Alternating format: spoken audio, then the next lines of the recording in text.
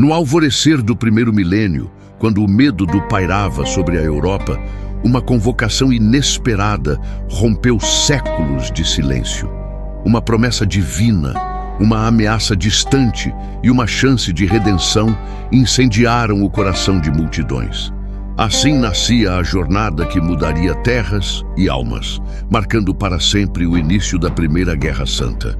No inverno rigoroso do ano de 1095, o Papa Urbano II elevou sua voz em Clermont.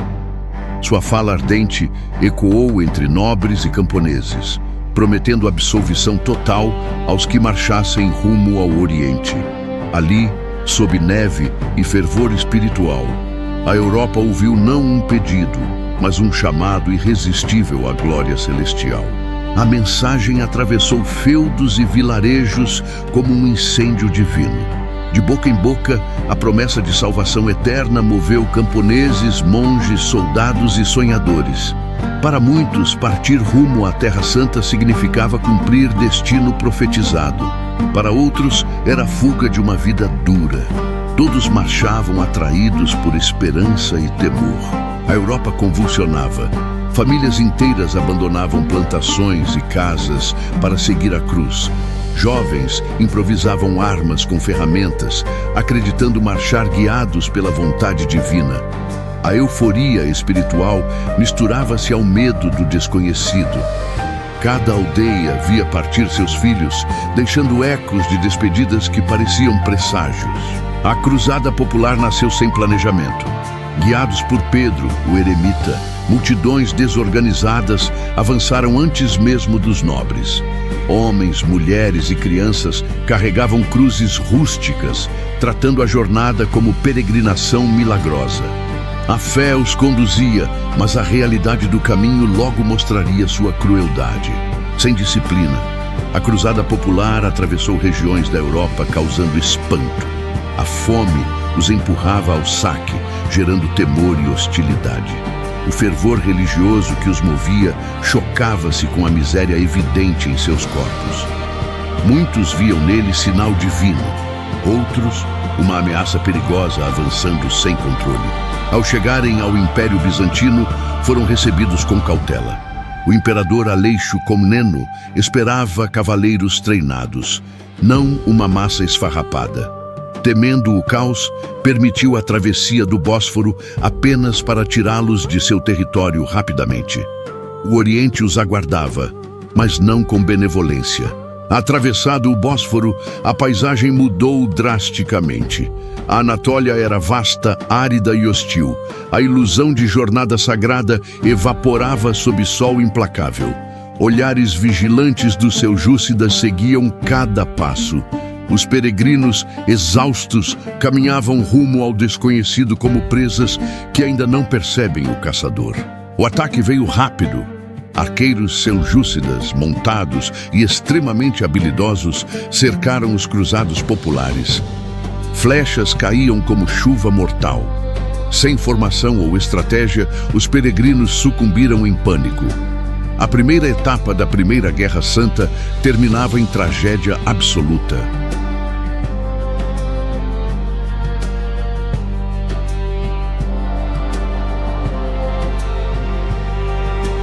Poucos sobreviveram.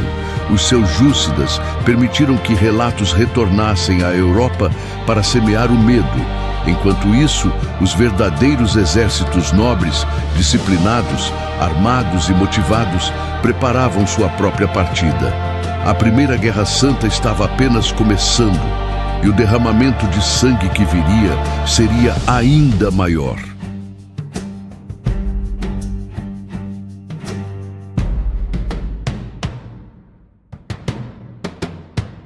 Os nobres cruzados partiram meses depois, em formações organizadas e exibindo armaduras reluzentes. Diferente da cruzada popular, eram comandados por líderes experientes, movidos tanto pela fé quanto pela ambição. Cada família aristocrática via na jornada uma chance de ampliar poder, influência e território sob o pretexto da devoção. Entre os líderes estavam figuras lendárias: Godofredo de Bouillon, Bohemundo de Tarento e Raimundo de Toulouse. Cada um carregava ambições próprias, alianças frágeis e rivalidades latentes. Apesar da aparência unida, o exército marchava sustentado por acordos diplomáticos tão instáveis quanto o solo que pisavam. Ao cruzar os Alpes, os cruzados enfrentaram ventos gélidos e trilhas perigosas. Muitos cavalos escorregaram e até soldados experientes sucumbiram ao frio implacável. A natureza era o primeiro grande inimigo, lembrando que nem toda batalha é travada com lâminas. Ainda assim, o fervor não diminuía.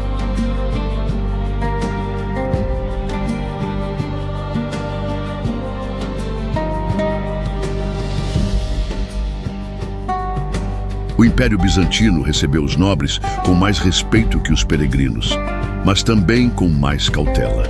Aleixo Comneno temia que, ao invés de aliados, estivesse abrindo as portas para futuros conquistadores. Prometeu ajuda apenas se os cruzados jurassem devolver terras reconquistadas. Era um pacto útil, porém frágil.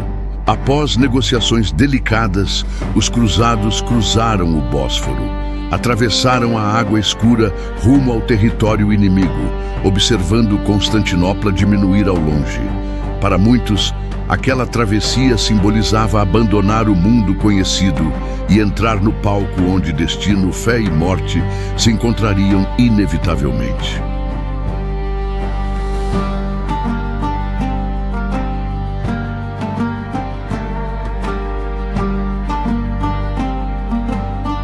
Ao chegarem a Niceia, descobriram uma cidade fortificada e vital para os seljúcidas. O cerco começou com tensão. As muralhas eram altas, os arqueiros turcos precisos e a moral da guarnição elevada. Os cruzados perceberam que a Primeira Guerra Santa não seria rápida nem simples. A primeira grande prova os aguardava. O cerco se intensificou. Torres de assalto foram erguidas, catapultas lançaram pedras incandescentes e a noite se iluminava com clarões de fogo. O calor das chamas e o cheiro de madeira queimada dominavam o campo. A guerra assumia o rosto brutal que marcaria toda a cruzada. Apesar dos esforços, Niceia não caiu pela força cruzada. Os bizantinos, movendo-se em segredo, negociaram a rendição diretamente com a guarnição. Pela manhã, os cruzados descobriram que a bandeira imperial tremulava na muralha. Sentiram-se traídos, mas nada podiam fazer sem arruinar a aliança. O exército seguiu para o interior da Anatólia. O calor era implacável, a água escassa e os ataques turcos constantes. Os seljúcidas realizavam táticas de emboscada, atingindo rápido e desaparecendo no deserto. Cada quilômetro parecia custar vidas, forças e esperanças.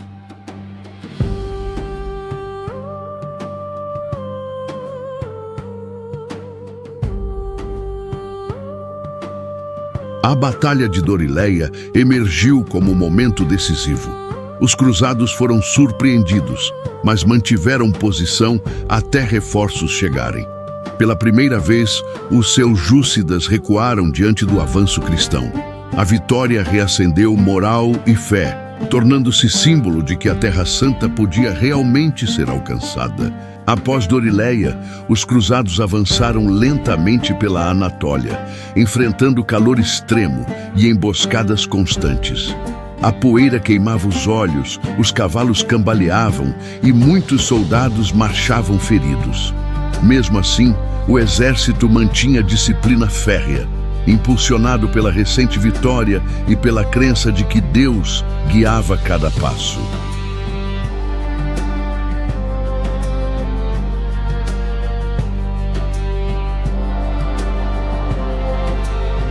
Ao chegarem à cidade de Heracleia, encontraram ruínas fumegantes deixadas pelos seljúcidas. O silêncio era perturbador, como se toda a vida tivesse sido arrancada dali. Restos de casas queimadas e ferramentas abandonadas mostravam que o inimigo queria enviar um aviso claro: nenhum passo seria fácil. O avanço era lento e os suprimentos começavam a faltar. Doenças surgiram entre os soldados, agravadas pela água contaminada e pelo esforço contínuo.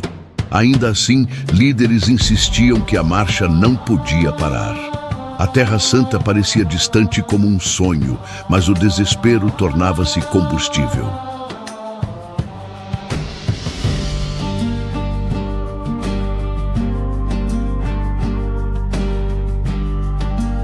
Finalmente, o exército alcançou a Grande Antioquia, uma cidade gigantesca protegida por muralhas colossais.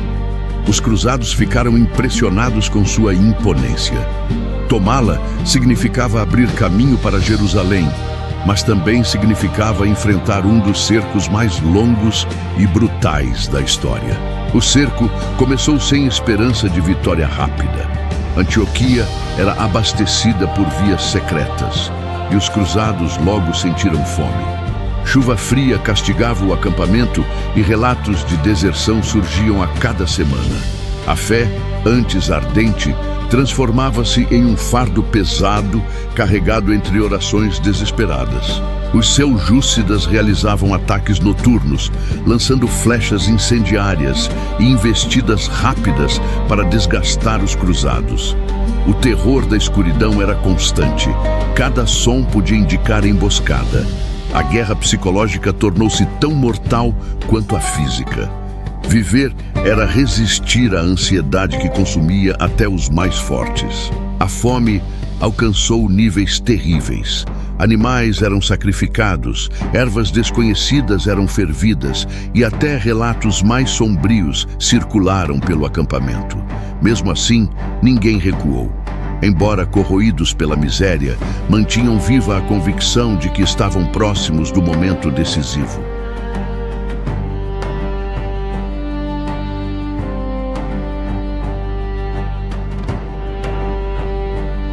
Quando tudo parecia perdido, surgiu uma oportunidade inesperada.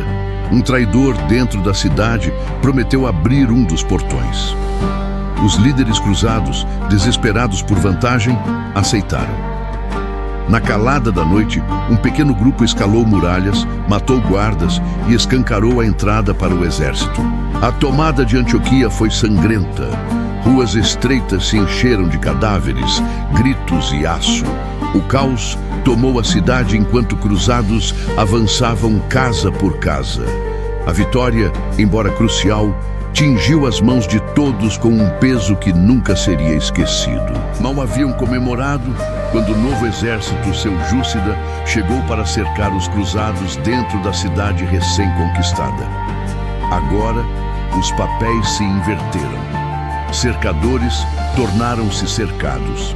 Antioquia, antes esperança, virou prisão fortificada que ameaçava devorar os sobreviventes.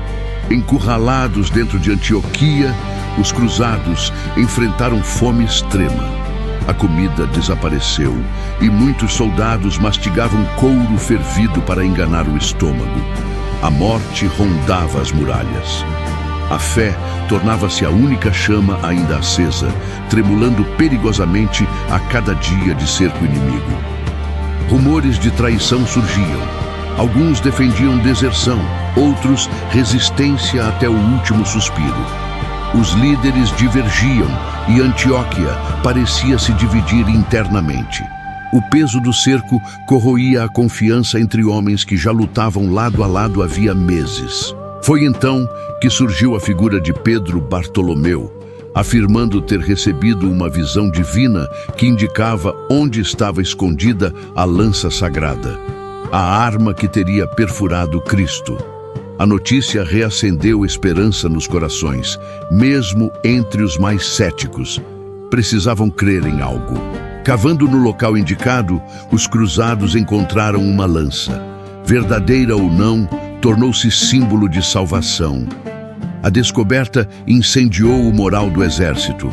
Homens que mal conseguiam levantar voltaram a empunhar armas. A crença renascia das cinzas como último impulso de vida.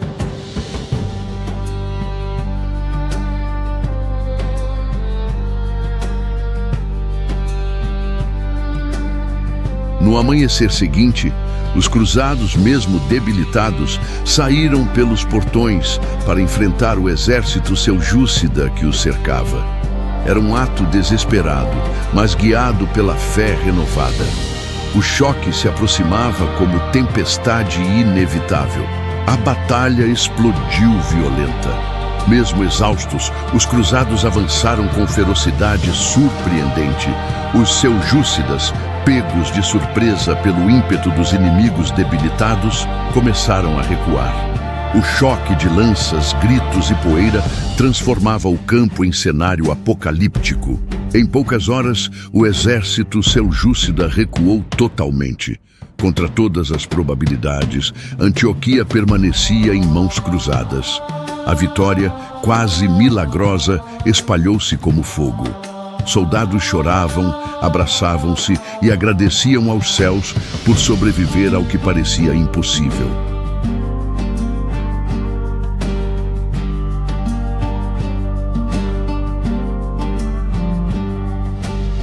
Após Antioquia, a jornada até Jerusalém seria mais curta, mas não menos dolorosa.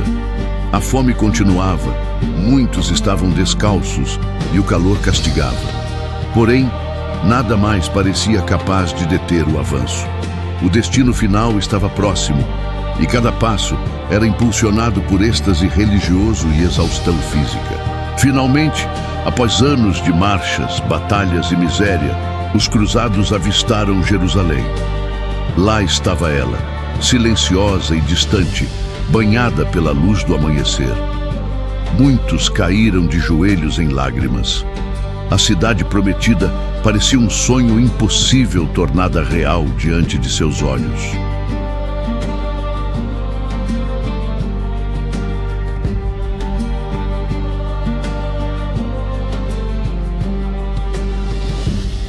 O cerco começou imediatamente. Jerusalém era protegida por muralhas resistentes e defensores bem posicionados. Calor extremo, escassez de água e doenças afligiam o acampamento cruzado. A cidade parecia tão próxima e ainda assim inalcançável, como se estivesse protegida por algo além de pedra. Com poucas ferramentas, os cruzados improvisaram torres de assalto e arietes, usando madeira arrancada de navios desmontados. Trabalhavam noite e dia, queimando as últimas reservas de energia, movidos por certeza absoluta de que a vitória era divina. Em julho de 1099, os cruzados deram início ao assalto final. As torres avançaram rangendo enquanto arqueiros seljúcidas lançavam flechas e óleo fervente. Gritos ecoavam das muralhas. Cada centímetro de avanço custava sangue. Um pequeno grupo finalmente escalou a muralha. Combates corpo a corpo decidiram cada torre, cada corredor estreito. Os seljúcidas lutavam com ferocidade, mas os cruzados, movidos pela convicção final, empurraram cada inimigo até abrirem brechas vitais.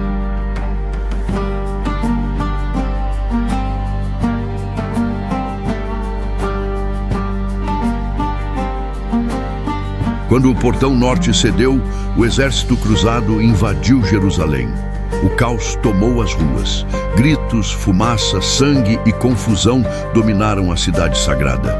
A vitória tão aguardada revelou sua face mais cruel no instante da conquista. A violência espalhou-se como tempestade. A cidade tornou-se campo de carnificina e relatos descrevem cenas que o tempo jamais apagou. Entre ruínas e chamas, a promessa espiritual da cruzada chocava-se brutalmente com a realidade humana. Apesar da devastação, os líderes cruzados proclamaram vitória.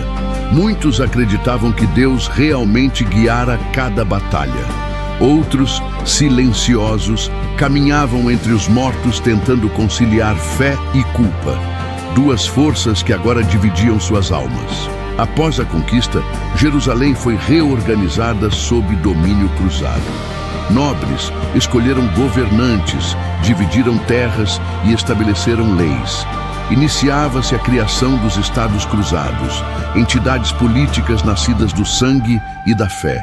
Os sobreviventes, marcados por cicatrizes físicas e emocionais, caminhavam pelas ruas tentando compreender o significado da vitória. Muitos haviam perdido amigos, irmãos e até partes de si mesmos. A glória prometida vinha acompanhada de silêncio desconfortável.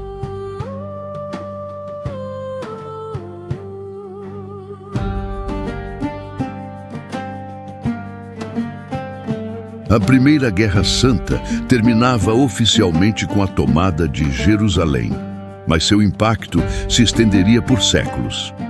A rivalidade entre cristãos e muçulmanos havia sido incendiada e novas cruzadas logo surgiriam, ampliando o ciclo de violência sagrada.